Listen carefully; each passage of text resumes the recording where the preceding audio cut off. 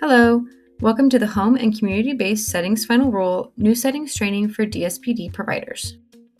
The Home and Community-Based Settings, or HCBS, Final Rule or Settings Rule is a federal rule that governs where and how services are provided to individuals receiving services under a Medicaid Home and Community-Based 1915C waiver.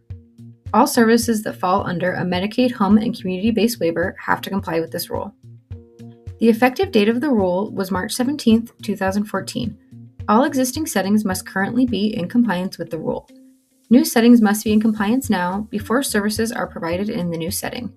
The final rule, or settings rule, establishes mandatory requirements for the qualities of home and community-based settings, settings that are not home and community-based, settings presumed not to be home and community-based, and state compliance and transition requirements.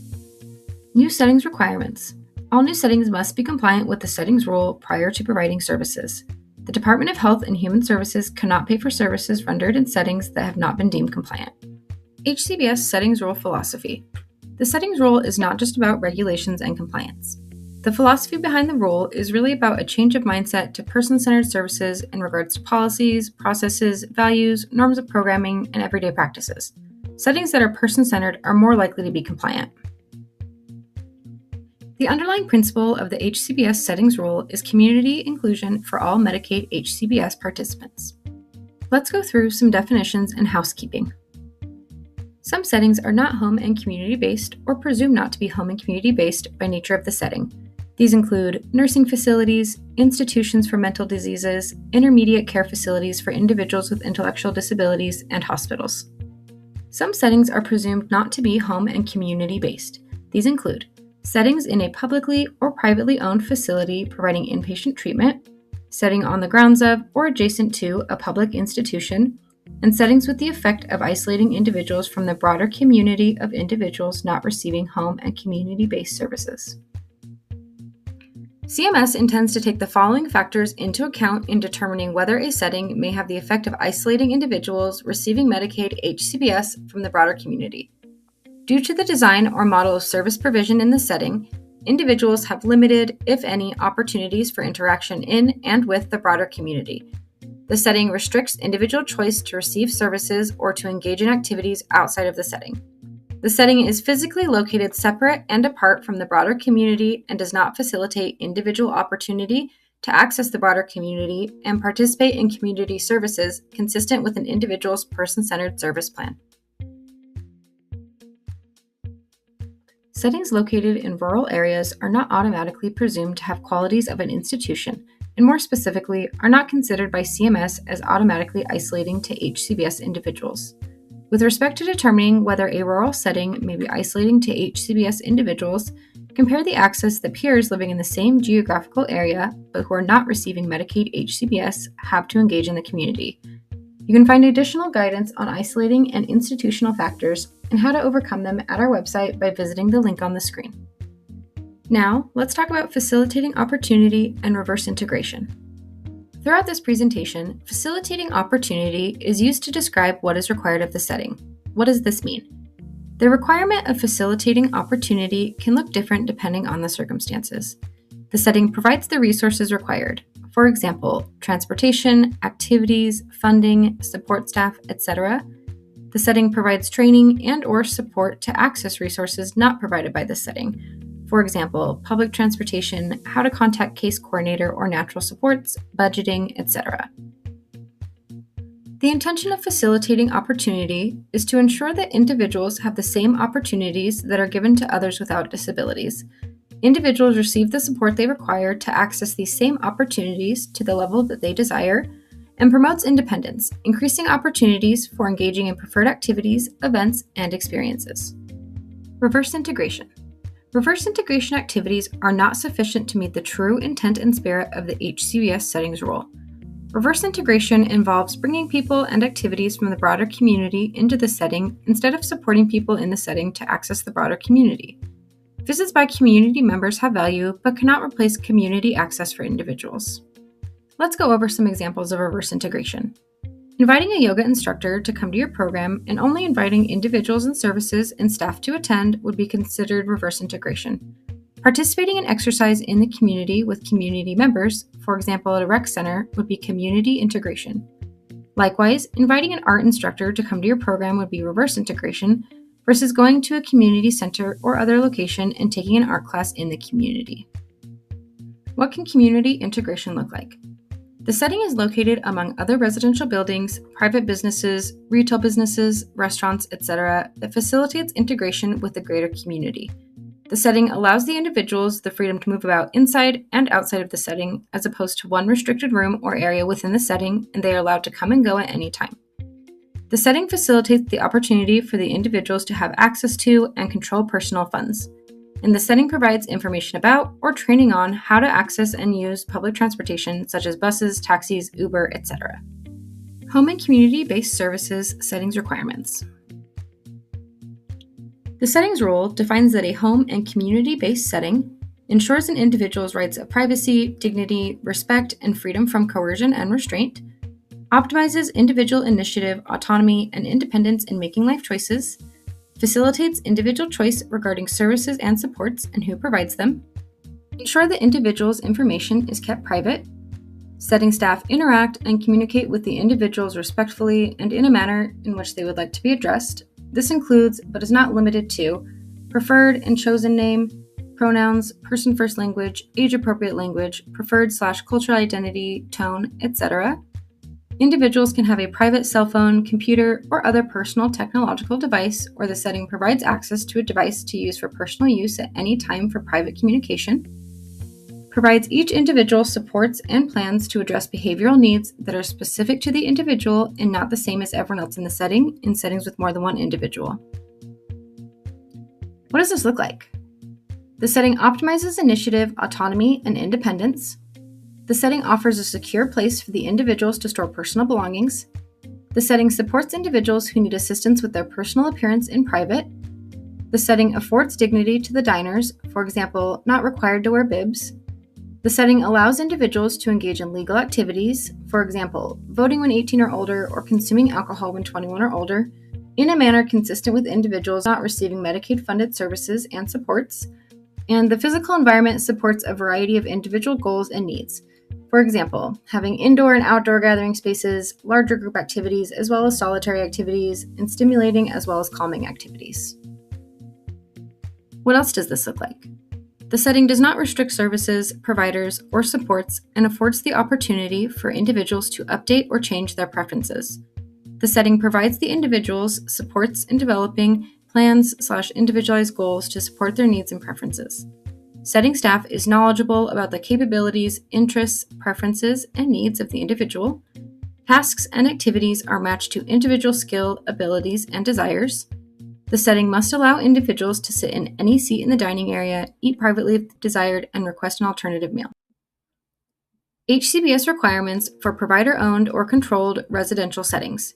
There are requirements that are specific to provider-controlled residential settings only.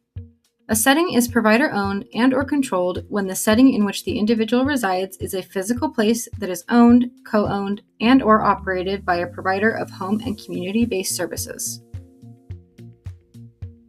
These requirements include the following. The individual has a lease or other legally enforceable agreement providing similar protections. The setting ensures the individual has privacy in their sleeping or living unit, including lockable doors, choice of roommates, and freedom to furnish or decorate the unit. The setting ensures the individual has the freedom and support to control their own schedule and activities and have access to food at any time. The individual can have visitors of their choosing at any time, including overnight. The setting is physically accessible to the individual. For provider-owned or controlled residential settings, there must be a legally enforceable agreement in place that meets the following requirements. A lease or residency agreement is provided to each resident. The lease/agreement does not violate local tenant laws. Individuals are informed of their rights regarding housing. Individuals are informed of when they could be required to relocate. Individuals are informed of how to relocate and request new housing. The written lease/agreement includes language that provides protections to address eviction processes and appeals comparable to those provided in local tenant laws. Privacy requirements. Individuals have privacy and freedom to furnish or decorate their unit. Only necessary staff have keys or access to keys to an individual's private living space, house, apartment, room, etc. Staff only use a key to enter a living area or private space under limited circumstances agreed upon with the individuals. Staff always knock and receive permission prior to entering a private living space. Furniture, linens, and other household items reflect individual preferences, interests, and hobbies as desired. Individuals have a choice of roommates. Individuals know how to request a roommate change. Lock requirements. A work group comprised of various stakeholders met and discussed locks in a residential setting where an individual's room is in their private living space in depth on April 17, 2018. The work group came to the consensus that having a lock on both the bedroom and bathroom door is the default to ensure individual dignity and respect. Additionally, the use of a curtain for bathrooms in lieu of a door is not sufficient to meet privacy and lock requirements. It is the choice of the individual when or how they use the lock. Individuals must be able to close and lock their bedroom and bathroom door, unless there is a restriction to the individual for health and safety reasons and implemented on a case-by-case basis for an assessed need that has been approved through the appropriate processes and is documented in the person-centered plan. Visitor requirements. The individual can have visitors of their choosing at any time. There are no set visiting hours. There are no restricted visitor meeting areas. There are no sign-in sheets for visitors. Individuals can have private visits with family and friends. Accessibility requirements. The setting is physically accessible to the individual. There should be no gates, Velcro strips, locked doors, etc. The setting ensures there are no barriers preventing an individual's entrance to or exit from certain areas of the setting. The setting provides the individuals with full access to all shared areas in a home. There should be no areas that require staff permission, such as a kitchen with cooking facilities, dining area, laundry room, etc. The setting is physically accessible. The setting must meet all ADA requirements. Or if there are obstructions, environmental adaptations such as a stair lift or elevator to remedy the obstruction are in place. Service choices requirements. In supported living settings, individuals have choice of service and choice of landlord. If an individual is receiving supported living services, the service is not attached to a location. Therefore, the individual has free choice of providers.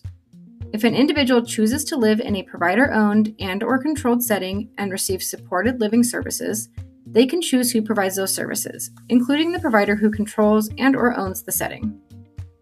HCBS Settings Requirements, Modifications and Restrictions. There are situations that an exception or modification to any of the settings requirements or a restriction to the participant's rights can be imposed.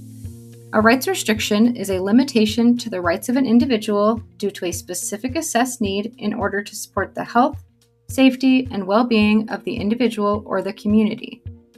Anytime a provider limits a person's ability to do something, then a rights restriction must be created. That is part of the process to put the limitation in place while the person is receiving home and community-based services.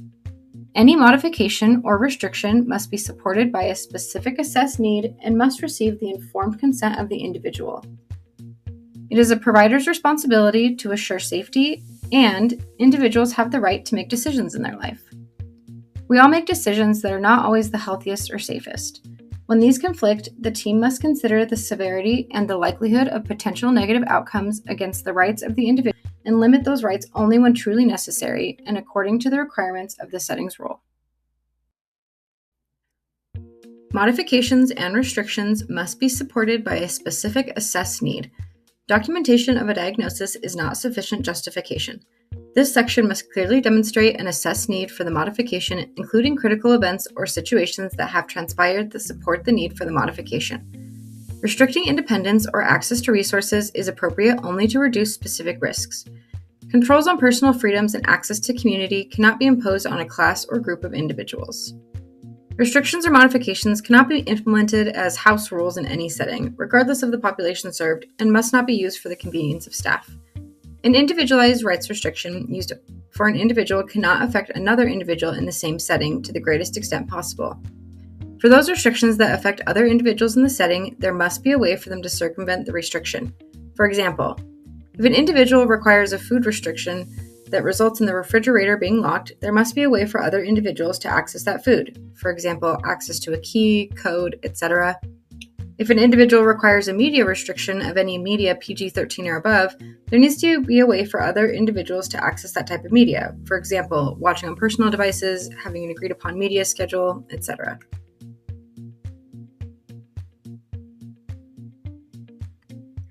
In these circumstances, the modifications or restrictions must be supported by an individualized, specific assessed need and justified and documented as part of the person-centered planning process. Modifications and restrictions must be documented in the person-centered planning process, which includes specific individualized assessed need, prior interventions and supports including less intrusive methods, description of condition proportionate to assessed need, ongoing data measuring effectiveness of modification, establish time limits for periodic review of modifications, individuals' informed consent, assurance that interventions and supports will not cause harm. Additional information on restrictions and modifications can be found at dspd.utah.gov/settings-rule.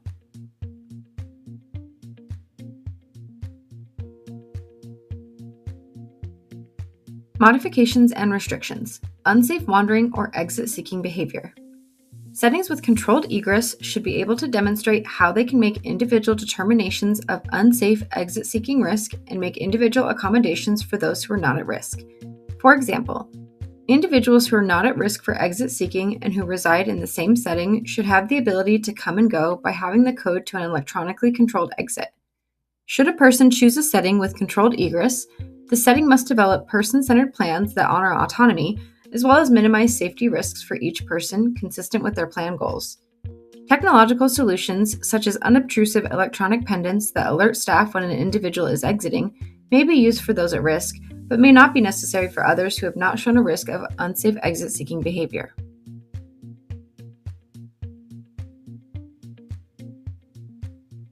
Next, let's cover some promising provider service principles and practices. The best place to learn how to live and work in the community is in the community. What can this look like? Hanging out with friends in the community instead of at a provider-controlled facility. Developing meaningful relationships with others in the community. Developing appropriate social skills and engaging in social interactions instead of role-playing. Practicing their skills in the community, such as making the transaction when purchasing something versus staff handling money. What can this look like with employment? Workspace and work skills are distinct from other activities in the training environment. Where people complete work activities or learn work skills in a setting is separate from where they do other activities. If an individual is interested in a specific work environment, they are given the opportunity to explore and experience that environment. Competitive Integrated Employment, or CIE, is the goal. Individuals with disabilities are paid at a rate comparable to those without disabilities who work at the same place, at least minimum wage. Individuals are able to work in the community with people of all abilities. If services are provided out of a physical location, they should be places that individuals can come and go from freely. What can this look like? Individual interests should be matched with other individuals receiving services to form groups.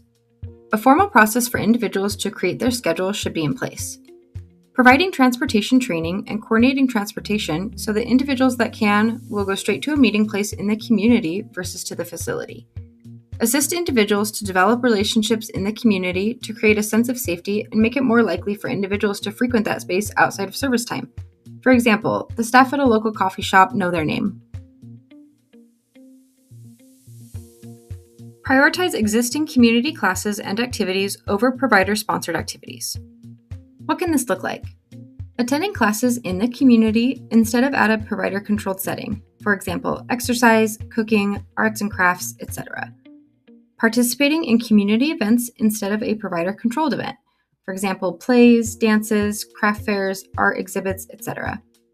Assisting individuals in learning skills in the natural environment instead of at the provider-controlled setting, money skills, social skills, volunteer/job skills, etc.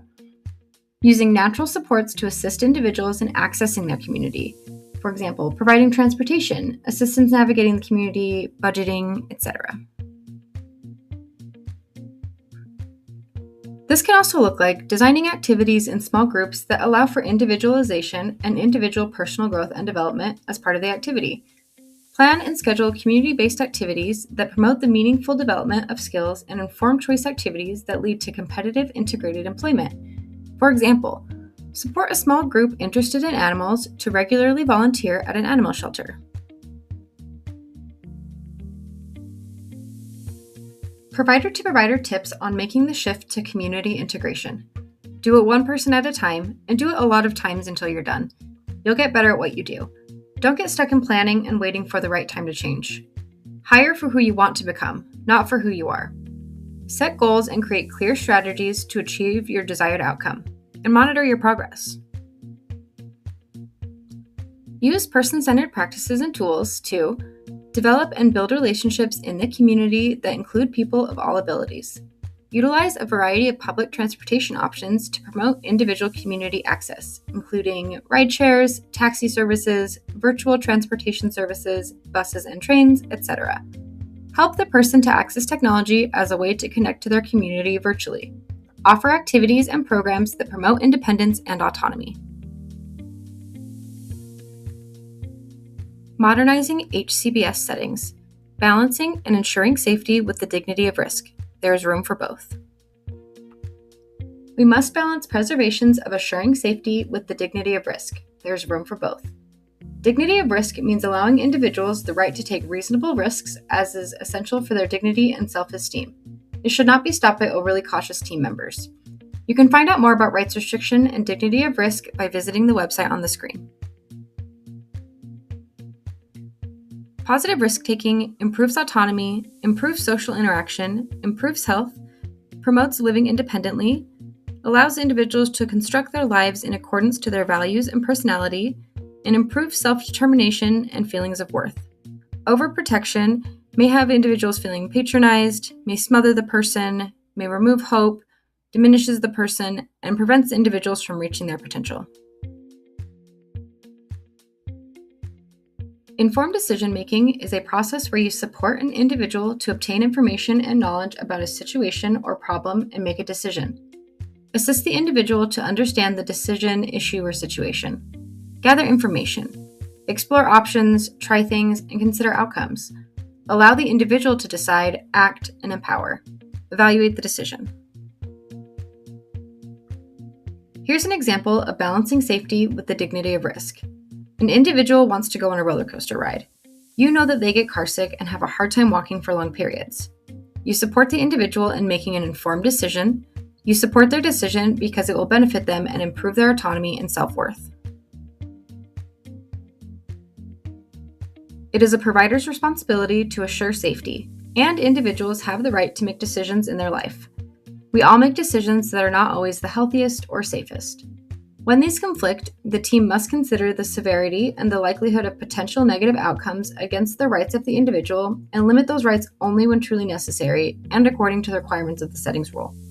The team should consider every possible way for the person to carry out the decision they are making to the greatest extent possible.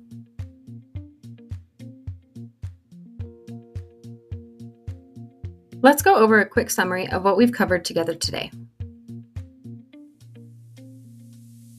Restrictive practices might include providing services at the setting, such as church or salon, bringing in visiting artists/classes, group planning, provider creating the program schedule, overprotection, limited choice, and segregated/provider-sponsored work.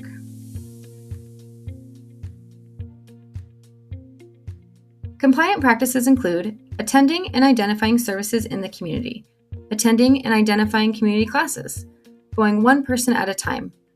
Individuals create their schedule. Informed risk-taking, informed decision-making, and competitive integrated employment. In summary, the underlying principle of the HCBS Settings rule is greater community inclusion and individualized choice for all Medicaid HCBS participants. If you have any questions, contact OSR provider at utah.gov. You can sign up for the HCBS newsletter subscription and find additional information and resources by visiting the website on the screen. You can also email the HCBS Settings team at hcbssettings@utah.gov. As a new provider, a quiz is required. You can find the quiz by visiting the link on the screen or going to our website. There are 10 questions with a possible 30 points. The passing score is 90% or a 27 out of 30. You can retake the quiz if you do not pass the first time.